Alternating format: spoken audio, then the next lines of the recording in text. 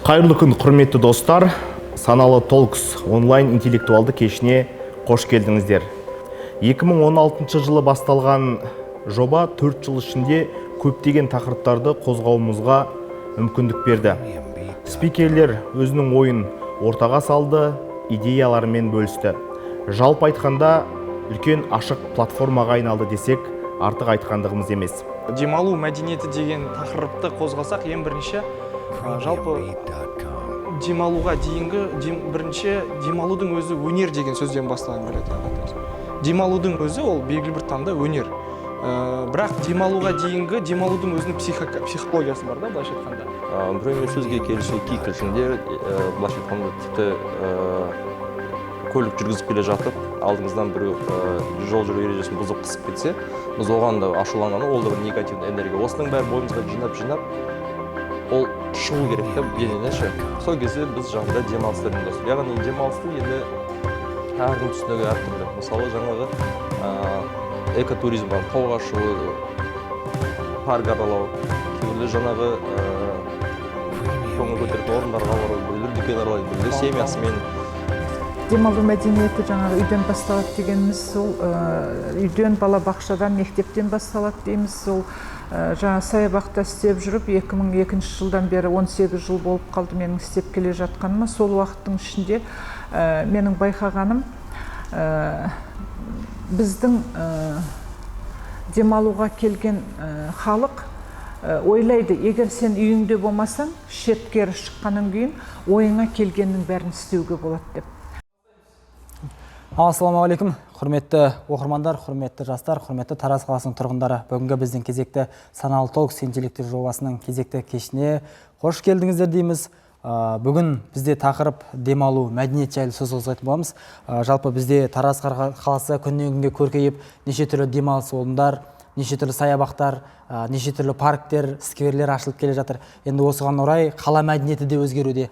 Демалу мәдениеті жастарымыздың, қала тұрғындарының бұрынғы парктер жоқ кезге үйреніп, қазіргі таңда парктер мен саябақтар көбейген кезде қоқыстарды, не болмаса жаңағы темекінің күлін деген сияқты кез келген жерге тастай беру сынды қарапайым ғана дүниелер өте көп кездеседі. Жалпы енді менталитеттің өзгеруіне байланысты, қаланың көркеюіне байланысты, экологиялық мәселелерге байланысты, осы қаламызды көріктендіру, жасылдандыруға байланысты бүгін сөз қозғайтын боламыз. Бүгін бізде қонақтармен таныстырып өтейін. Бүгін бізде қонақта Жолдыбай Бек Мұратұлы, Эверест Тайм туристік тобының жетекшілердің бірі, негізін қалаған кісілердің бірі. Екінші спикеріміз бізде Өмірбеков Данияр Маратұлы, қазіргі таңда Жамбыл облыстық рухани жаңғыру жобалық офисінің директор орынбасары. Үшінші спикеріміз Рустамбекова Айдина Нұрлыбековна, Көшманбетов ИК жауапкершілік шектеулі серіктестігінің директоры. Дәл қазіргі таңда Тұрар Рысқұлов паркінің жұмысын жүргізуші жандардың бірі. Олай болса, бірінші сөз кезегін Бек Мұратұлы өзіңізге берейік. Жалпы дәл қазіргі таңда Эверест Тайм деп жатырмыз. Сіздер немен айналысасыздар? Осы қаланың демалу мәдениеті бойынша не айтасыздар? Туристік жайлы не айтасыз? Өз ойыңызда. Барлықтарыңызға қайырлы күн, құрметті көрермендер, осында отырған құрметті спикерлер және модератор мырза. Рахмет. Жалпы есімім Бек. Демалу мәдениеті деген тақырыпты қозғасақ, ең бірінші жалпы демалуға дейінгі бірінші демалудың өзі өнер деген сөзден басталған келеді. Демалудың өзі ол белгілі бір таңда өнер. Бірақ демалуға дейінгі демалудың өзінің психологиясы бар да, былайша айтқанда. Жалпы демалу өнер. Өйткені демалу ол психологиямен тікелей байланысты. Яғни, бұл жерде не үшін адам деген бірінші өзін түсіну керек деп ойлаймын. Өйткені Эрик Берн деген психологтың анықтамасы бойынша бір адамның бойында 3 түрлі тұлға өмір сүреді. Яғни, ол кішкентай бала, үлкен взрослый дейді ғой, және де ата-ана кейпінде, яғни. И көбінесе бізде осы демалу психологиясында, демалу мәдениетінде көп адамдар осы 3 рөлдің ішінде шатасады. Яғни, ол барлығымызда бар, ол сізде де бар, менде де бар деген сияқты. Яғни, кішігір ребенок Бек дегеніміз ол демалғысы келеді, ол ойнағысы келеді, ол басын ауыртқысы келмейді, былайша айтқанда. Уақытын бос өткізгісі келеді деген сияқты. Сәйкесінше, ата-ана Бек ол жұмыс істегісі келеді, ақша тапқысы келеді, оқығысы келеді, сондай рөлдерді ойнайды. Осы жерде психологияда мынандай мәселе бар да, в том, что адамдар көбінесе мындай эмоциональный выгорание дейді ғой, эмоционалды тұрғыдан шаршап кету, эмоционалды тұрғыдан ішкі бір энергиясы жоқ болып кету, ешқандай нәрсеге желаниясы жоқ болу мүмкін, таусылып қалу, мотивация деген нәрсе барлығы осы рөлдардың кесірінен пайда болады. Яғни бұл жерде қарапайым нәрседе ең бірінші түсіну керек, былайша айтқанда демалу мәдениетінің өзінде ол сондай состояниеға алып бармауға да болады. Ол не үшін шығады? Мысалы, егер де адам өзі жаңағы ата-ана рөлінен шықпаған кезде тек қана жұмыс деген жұмыс деп, немесе былайша айтқанда еш нәрсені ойламайды, азында жұмысқа барады, кешке үйге келеді, кешке үйге келген күннің өзінде демалмай, былайша айтқанда жұмысты ойлайды, ондай кейіптер болады, былайша айтқанда образдар. Одан бөлек отырысқа барған кезде де жұмысты ойлайды. Всегда осы жұмысты ойлаған кезде адам сондай состояниеға бірте түседі. Яғни ең бірінші түсіну керек мәселе осы жерде біз түсінеміз, том что демалу ол міндетті түрде осы бір өміріміздің бір мәдениеті болу керек. То есть ол любой адам демалу керек. Яғни оны күнделікті жұмысты біз қалай жоспарлаймыз, демалуды да біз солай жоспарлауымыз керекпіз. Біз қандай яғни жұмысқа көңілімізді бөлеміз, фокусты арнаймыз, дәл солай демалуға да біз уақытты бөлу керекпіз, фокусты бөлу керекпіз, ойымызды бөлу керекпіз. Демалу жалпы енді әркім әртүрлі түсінеді, оның түрлері көп, әркімге демалу әртүрлі. Но ең бастысы осы демалу мәдениетін ұстау керек деп ойлаймын жалпы. Енді біз осы Everest Time деген нені ашқан болатынбыз, экотуризммен айналысамыз. Тараз қаласында бұл экотуризм деген нәрсеміз жалпы бізде негізін салуға себеп болған. Алматы мен Шымкент қаласына біз көп қарайтынбыз. Ол жақта осы жастардың экотуризмге көп шығады. Сондықтан жалпы жастар жиналады, тауға шығады. Яғни бәріміз білеміз, алматылық адамдардың мәдениеті, демалу мәдениеті ол тауға шығу деген сияқты ғой. Бізде Шымкент жақта да енді сондай жерлер көп болуына байланысты, қорықтар, парктердің көп болуына байланысты, ол жақта бұл кәдімгідей дамыған. Енді Тараз қаласында бағана модератор айтпақшы, енді бұл нәрсе дамып келе жатыр. Өзіміз білеміз, соңғы жылдарда қаламыздың көркеюі, мысалы, парк қаламыздың ішіндегі болсын, ол жан-жаққа деген сияқты осы демалу мәдениеті қалыптасып жатыр. Сонымен біз ойландық, неге Алматыда бар, неге Шымкентте бар, неге осы Таразда жоқ сондай экотуризммен айналысады, яғни любительский туризм дейді. Бұл жастарды, яғни белгілі бір 20 адамды жинап, сол кісілерді қаланың шетіне алып барып, сол кісілерге былайша айтқанда экологиялық тур ұйымдастыру, сол жақты көрсету. Ол Жамбыл облысындағы әр мықты керемет жерлеріміз болсын, Шымкентте болсын, ең бастысы Тараз қаласының тұрғындарын алып баруда болып саналады. Жалпы осындай ниетпен біз жұмысымызды бастадық, демалу мәдениетін қалыптастырайық, адамдар дұрыс демалсын. Жалпы тек қана бізде демалу деген кезде көп адам түсінеді, ассоциация, яғни ол кешке кафеге бару, басқа да мысалы қыдыру, көңіл көтеру деген сияқты. Бұл жерде демалу түрлері өте көп, яғни байшқанда. Қарапайым парктердің өзінде де бір серуен дегеннің өзі бұл демалумен біраз тен-бетен деген сияқты ғой. Осының нәтижесінде біз Everest Time'ды қалыптастырдық. Қазіргі таңда бір жарым жыл жұмыс жасап, өзімізбен бірге 500-ге жуық Тараз қаласында тұрғындарды алып бардық.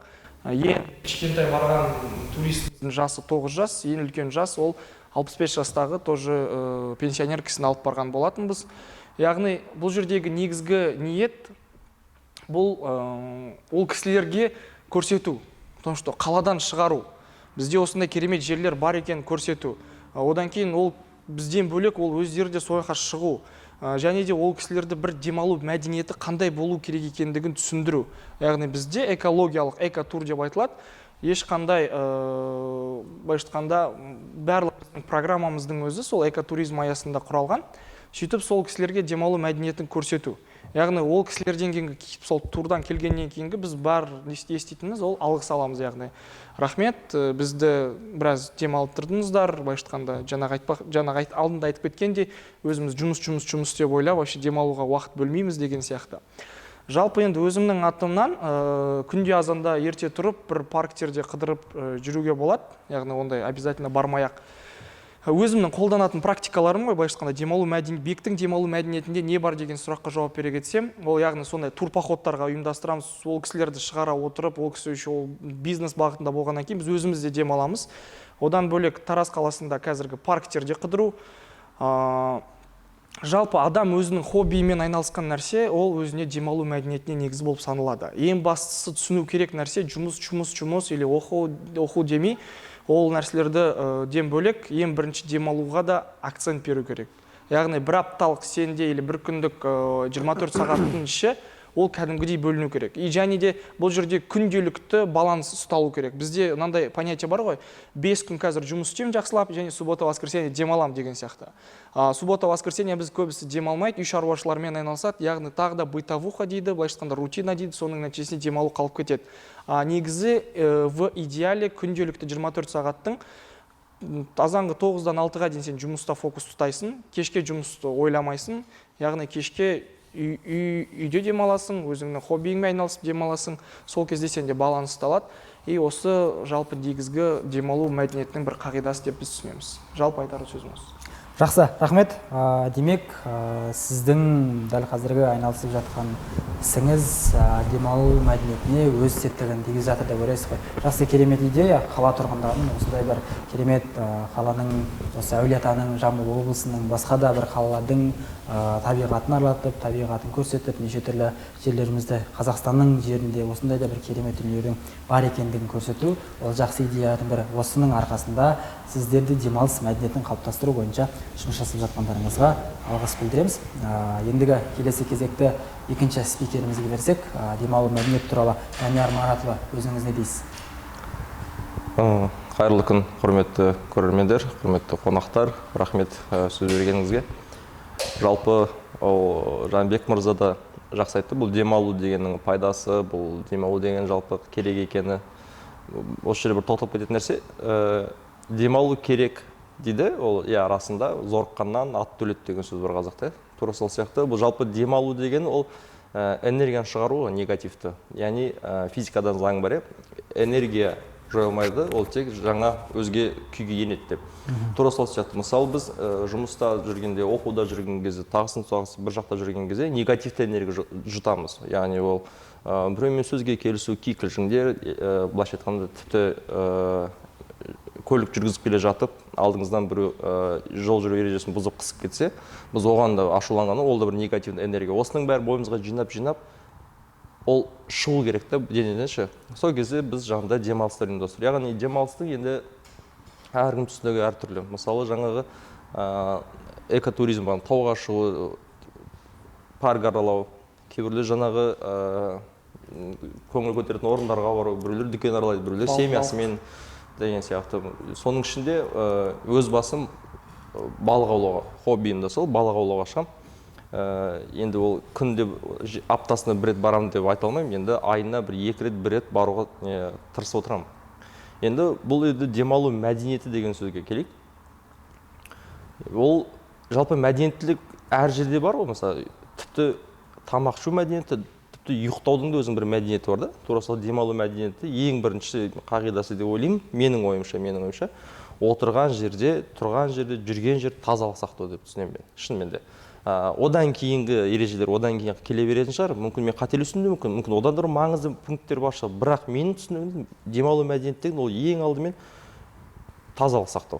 Бұл бірінші ереже деп ойлаймын. Және осы ереженің жан-жағына әңгіме өрбітсек қазір. Баны жоғарыда айтқанда өзім балық аулауға қызыққам, менің хоббиім сол, және сол жақтағы тазалықтың мәселесі қазіргі кезде сын көтермейді, шын ауыр тақырып. Мысалға, аса жаққа баратқан кезде бір су бар, қоймасы бар, тоған деп айтады. Сол жаққа біз балыққа барамыз, заттарымызды апарамыз, жаңағы отыратын орындық, жаңағы қармағымыз, тағысын сол сияқты, жаңағы от жағатын мангалымыз бар, бәрін отымызды алып барамыз. Бірақ біз барған жердің бәрінде, мысалы, мен бар кейде жалпы жалғыз өзім барған ұнатамын, мен шынымен де. Социопат емес, но жалғыз өзім барған ұнатамын. Барған кезде мен таңғалатыным, ішкен жаңағы пластмассалық шөлмекті қалдырып кету үшін сен қандай адам болу керексің деймін да мен. Сен машинамен келдің ғой жаққа, көлікпен барады бәрі, ешкім жаяу бармайды. Бәрі көлікпен барады, көлігінің ішінде неужели осындай бір орын табылмады, өзіңнің алып барған қоқысыңды қайтадан алып кетуге. Жоқ, сол жаққа қалдырып кетеді. Енді сол кезде мен ойлаймын, мысалы, сіз қалдырып кеттіңіз да, менің алдыма біреу қалдырып кетті, маған ана жерге барған кезде жаңағы орынға отыруға менің кәдімгі зауқым жоқ. Неге? Лас жерде бұл. Мен түсінуге лас жер. Шынымен де бұл адамның табиғаты сол ғой, лас нәрседен біз аулақсаймыз осы өмірде кез келген сәтте лас жерден аулақсаймыз. Лас жер, лас киім, лас аяқ киім жерде келе жатқан кезде мынандай балшық болса біз айналып өтеміз да. Тура сол сияқты ана жерге бардық, лас жер, жаңағыдай қоқыс көп, одан кейін ана жерге маған өте кәдімгідей неприятный дейді ғой, сондай болып тұрады. Бірақ мен демалғаннан кейін өзімнен кейінгі мусорды алып кетсем, менен кейін келетін адамға күшті болады да. Осындай түсінік қалыптасса екен де, не то что ол жаңа көлдің жағасында, бүкіл жерде, парктың ішінде де отырдың, суды іштің, орнына тастап кет. Сенен кейін келетін адамға анау скамейка, отырғыш таза болып тұрады, оған не? Сондай жағымды болады. Көшеде келеткен кезде семечканы шақпай қой, тақсыз олсақ мусор тастамай қой, сенен кейінгі адамға приятно болады да. Енді біз рухани жаңғырайық, тақсыз олсақ деп айтамыз ғой, енді қазір бұл мен тікелей жұмысында байланыстырмайық, но бір ескеріп кететін дүние, бұл рухани жаңғыру деген, ол мына іштегі дүниені шығаруға жаңарту, яғни осы былайша айтқан таяз ойлауды өзгерту деп айтсақ та болады. Соның ішінде мен бір нәрсе айтайын дегенім, қазіргі көп кісілер әлеуметтік желілерде басқа да бір сәл спорный сұрақтар келген кезде сол жерде дискуссия жасауға құмар болып келеді. Ол кез келген тақырып болсын, ол біреудің отбасылық жағдайы болсын, соған сондай қалай айтсақ болады, жұлқынып тұрады. Әсіресе ең ауыр тақырып жаңа патриотизмге байланысты. Елің үшін не істедің? Сен патриотсың ба? Сен неге қазақша сөйлемейсің? Сен бүйттікі сөйттікі деген сияқты осындай спорға келеді. Бірақ сол жерде әлеуметтік желіде отырып комментарийде жазып отқан жаңа диванный войска бар ғой, сол кісілер айтады, сен жақсы мықты патриот екенсің, сұрақташы менде. Бірақ мойындашы деймін да. Сен қашан соңғы рет кетіп барып жерде жатқан мусорды көтеріп орныға салдың? Міне патриотизм деген, жалпы елге деген сүйіспеншілік, отанға деген махаббат деген, сол демалып жүрген кезде демалу үстінде жан-жағыңды ластамай, лаңдамай, қоқысынды жинап кетуден басталады. Ол елге деген сүйіспеншілік, махаббат деген. Ол бір, екіншіден елдің, былайша айтқанда, сенен кейінгі келетін адамдардың, саған дейін болған адамдардың еңбегін бағалау. Яғни ол кісілер жинады, сыпырды, өзің мамаңнан үлкен апаңмен жасты кісілер келе жаңағыдай оранжевый жилетке киіп, сол бір парктерді сыпырып жүреді. Сол кісілердің еңбегін хотя бы соны бағалау керек та. Тоқетері былайша айтқанда, баны жоғарыда айтқандай, демалу мәдениеті дегенде менің ойыма келетін бір ғана сол және басты ереже, ол тазалық сақтау. Мейлі ол тағы да қайталап өтейін, мейлі ол көлдің жағасы болсын, өзеннің жағасы болсын, теңіздің жағасы болсын, мейлі ол парк болсын, есік алдындағы жаңағы подъездің алдында кішкене отырғыш болса да, қандай жер демалыс болмасын, но жаңа тазалық сақтау. Қысқаша осы менің ойымша. Жақсы, үлкен рахмет. Тазалық сақтау бойынша демалу мәдениетінің алғашқы сатысы дұрыс айтасыз, сол тазалық сақтау. Таза болмаса, сіздің былайша айтқанда демалғыңыз да келмейтін жерлер болады. Бір кейбір жерлер болады, демалуға барып тұрып, ана жердің астығын көрген кезде демалуға деген сенің зауқың қайтып кететін кездер болады. Енді осы орайда мына бізде қаламыздың аумағында орналасқан Тұрар Рысқұлов саябағы бар. Тұрар Рысқұлов саябағының жұмысын жүргізіп отқан Қошмамбетов ЕК жауапкершілігі шектеулі серіктестігінің директоры, басшысы Айдина Нұрлыбековна ортамызға келіп отыр. Айдина Нұрлыбековна, бұл жайынша сіз не дейсіз? Парктегі тазалық бойынша, демалу мәдениеті бойынша сіз сөз кезегі өзіңізде. Қайырлы күн. Мен ойлаймын, біздің жаңағы мына жерде демалу мәдениеті деп жатыр, ол демалу мәдениеті біздің тәрбиемізден басталатын шығар. Ал тәрбиені біз бірінші кезекте үйден аламыз, одан ары қарай балабақшадан, одан ары қарай мектептен аламыз. Мен осы саябақты басқарғаныма 20 жылға жақында 2002 жылдан бастадым. 18 жыл болды ма? Сол 18 жылдың ішінде байқағаным, көбінесе ондай біздегі жаңағы демалушылардың мәдениеті өте төмен. Енді мына жерде мен айтсам ба, айтпасам ба, көбінесе сол біздің қара көздерден демалу мәдениеті жаңағы үйден басталады дегеніміз, сол үйден, балабақшадан, мектептен басталады дейміз. Сол жаңа саябақта істеп жүріп, 2002 жылдан бері 18 жыл болып қалды менің істеп келе жатқаныма. Сол уақыттың ішінде менің байқағаным, біздің демалуға келген халық ойлайды, егер сен үйіңде болмасаң, шеткері шыққаннан кейін ойыңа келгеннің бәрін істеуге болады деп. Жаңағы бізде демалу мәдениеті біздің Қазақстанда, оның ішінде біздің кішкентай Тараз қаласында енді, мне кажется, қалыптасып келетір ау деймін. Бұрынғы кеңес дәуірінде біздер ата-аналарымыз қай қалып баратын? Маевка қалып баратын, жаңағы 1 мамыр, 9 мамыр мейрам кезінде парадқа шығатынбыз. Жылына 1-2 рет саябаққа барамыз, барсақ, бармасақ, көбінесе сол аулада ойнаймыз. Ал енді саябаққа келгенде біздің демалушылардың көп, жаңағы, например, мысалы ата-аналары балаларын бей-берекет жіберіп қояды. Ол жерде анау бір аттракционның астына барып түсіп кетеді ау. Мына жерде техника қауіпсіздігін сақтау керек ау. Тем более ол жаңағы саябақтың ішімен аттракцион автобус жүреді, аттракцион автопоезд деген аттракцион жүреді. Соның астына барып балалар түсіп атады, кішкентай балалары, мамалары жаңағы ата-аналарының бәрінің құлағында сотовый телефон. Сонда мен ойлаймын, егер бұяқа сотовый телефонмен сөйлесуге келген болса, онда үйінде сөйлесіп, балаларына жаңағы теледидарын қосып беріп отыра бермеді ме деп. Кейбір ата-аналар бір отчет тапсыруға келгендей болады, сөрге демалуға келгенде балаларын жібереді, ал не істесеңдер, сол істеңдер дейді. Содан кейін сол жағдай біздің мектептің мұғалімдерінде де қайталанады. Жылда маусым айында мектептің оқушыларын жаңағы саябаққа алып келеді. Көбіне мұғалімдер оқушыларды сол жерге тастап, өздері магазиндерге қыдырып кетеді, дүкендерге, базарларға, басқа жаққа. Сонан кейін жаңағы балалар көгалдардың ішіне кіріп таптап атады. Түсінем, шетелдегідей көгалдарда жүруге болатынын, бірақ бізде көгалдарға жүруге рұқсат етпейміз. Өйткені оның ішінде шөбін орған кезде, енді қазір мен мына жерде айтуға ұялам, газонокосилкаға жабысып қалатын көптеген нәрселер болады. Сондықтан оның үшін әжетхана қылады да біздің демалушылар. Сондықтан біз көгалдардың ішіне кіргізбейміз. Бірақ жаңағыдай мұғалімдер тастап кеткен кезде балалар көгалдардың ішіне кіріп алып, жаңағы әжетхана қылып жүрген кезде сондай бір көңіліміз құлазиды. Мынау ұстаздар саябаққа келгенде балаларды тек қана жаңағы мектептің басшылығының алдында өзіне бір отчет тапсыру үшін ғана келгендей болады. Ол саябаққа келгенде материалдық жағдайы төмен болса, балаларды аттракционға отырғызбай-ақ жаңағы неше түрлі талдары өсіп тұр, неше түрлі құстар ұшып жүр, неше түрлі гүлзарлар бар, соларды көрсетіп, ішінде жаңағы сол нәрселер туралы, көкөністер туралы әртүрлі түсіндіріп, бір әдемі айтып, соның ішін алып жүрудің орнына балаларды тастап, жаңағы базар, дүкендерге қыдырып жүретіні бар. Оның кейін жаңағы айтып отырмын, жас ата-аналар көбіне балаларын алып келеді, жіберіп қояды, өздері жаңағы телефонда болады.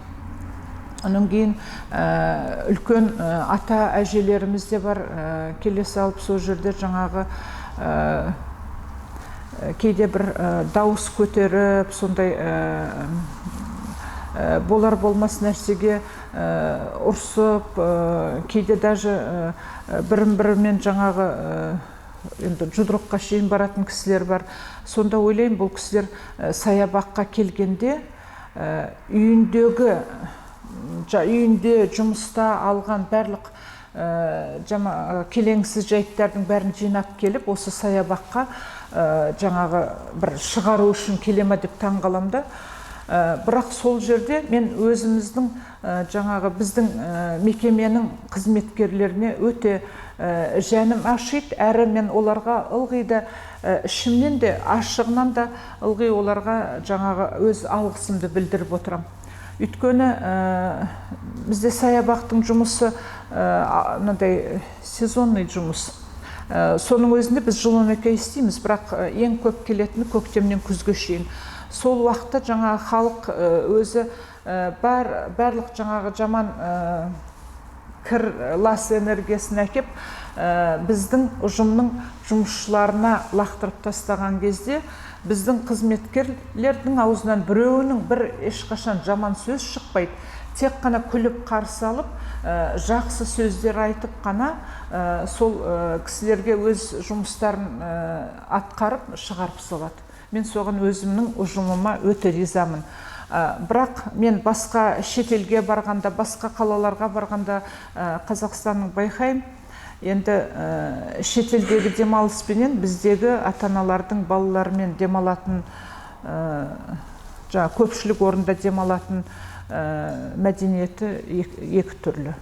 Біздегі көптеген жастар айтады, біз Америкадағыдай, Европадағыдай тұрғымыз келеді, солай өмір сүргіміз келеді дейді. Олай өмір сүру біздің өзіміздің қолымызда. Біздің жастар Америкадағыдай өмір сүргісі келсе, жаздың күні каникул кезінде жай жатпай келіп саябаққа, болмаса қалалық әкімшілікке барып, қай жерге көмек керек деп, жаңағы даже өзінің есігінің алдындағы өсіп тұрған тал дарақтарға, гүлдерге су құйып, гүл егіп, көшесін сыпырып, есігінің алдын таза ұстаса, соның өзі жаңағы адамның мәдениетін көрсетер еді. Бізде жастар тал дарақ екпек тұрмақ, көпшілік орында сол гүлдерді өздері еккендей келіп, рұқсатсыз жұлып алып, қасындағы қыздарға беріп жатқан кезде мен қынжылам. Кейде жайлап қана айтам, мәдениетті жастар, 21 ғасырдың жастары алдағы гүлді жұлып алу үшін еңбек ету керек еді ғой. Оны жұлып алмай, өзің егіп, или болмаса өзіңнің ақшаңа сатып алсаң басқаша болар еді ғой. Мынаған қасыңдағы қыз намыстанбай ма деп. Соның кейін жастардың көбінесе отырған жерінде или тұрған жерінде жаңағы түкіріктерін жерге түкіріп тұрады да, соны аяқтарымен үнінге басып. Сондай жағдайды көрген кезде менің өзімнің құсқым келеді. Соны біздің кішкентай жаңадан туылған балаларымыз, нәрестелер көріп өсіп келе жатыр. Айтып отырмын ғой, жаңа тәрбие үйден басталады, бала бақшадан, одан кейін мектептен де. Енді университетке, колледжге түскен балалар, уже үлкен балалар, олар өздері үйінен тәрбие алып шыққан. Бірақ сол көпшілік орында өзін қалай ұстауды білмеген жастардың, қалай айтсам болады, жүріс тұрысын көріп, одан кейінгі келе жатқан жаңа кішкентайлар қандай тәлім тәрбие алар екен деп мен соған қорқам. Жақсы, рахмет. Әрине, сіз дәл қазіргі таңда Тұрар Рысқұлов қаламыздағы белді және келушілері көп парктердің бірін жұмысын жүргізіп отырсыз. Парктың жұмысының қандай екендігін, жастар барып, әсіресе қала тұрғындары бар, онда не істеп, не қойып жатқанын сіз жақсы білесіз. Әрине, тақырып аясында сіздің келіп мұндай сөз айтуыңыз өте орында. Құрметті спикерлер, бүгінгі демалу мәдениеті тақырып аясында алып қосарларыңыз бар ма? Бір-бірлеріңізге сұрақ алмасу жоқ болатын болса, онда бүгінгі кешімізді. Мен бір қосар нем бар еді, жастарға айтарым. Жаңағы Америкада, Европада тұрамын деген осы Жамбыл облысының, Тараз қаласының жастары, сіздердің қазір нағыз қайнап тұрған кездеріңіз, қолдарыңызға бір күрек алып, ең бірінші өздеріңіздің үйлеріңіздің алдарыңыздан бастаңыздаршы. Біздің ауламыз, үйіміз, ауламыз, қаламыз, облысымыз, республикамыз гүлдесін десеңіз, бірінші өздеріңізден бастаңыздар. Жақсы, рахмет. Мен бір соңғы сөз айтсайын. Жалпы демалу мәдениет деген тақырып өте актуалды, әдемі көтергенсіздер. Соңғы сөз ретінде мынандай сөз айтқым келеді. Егер сіз демала алмасаңыз, демала алатын кісілерге кедергі қылмай үйде отырыңыз дегім келеді. Жақсы, керемет айтылған өсиеттеріңізге алғыс. Ендеше осымен Саналы Токс кезекті интеллектуал жобасының кезекті кешін аяқтаймыз. Бүгін бізде қонақта болған спикерлерімізді естеріңізге сала кетейік. Жолдыбайбек Мұратұлы Эверест Тайм экскурсиялық тобының жетекшісі, Данияр Маратұлы рухани жаңғыру жобалық офисінің директор орынбасары және Кошмамбетов ИК жауапкершілігі шектеулі серіктестігінің басшысы, директоры Айдина Нұрлыбековна. Келгендеріңізге үлкен алғыс, қатысып ой бөлдіргендеріңізге алғысымыз шексіз. Ал құрметті Тараз қаласының тұрғындары, демалыңыздар, қыдырыңыздар, қала сыртына шығыңыздар, бірақ демалған орындарыңызды таза ұстауды ұмытпаңыздар.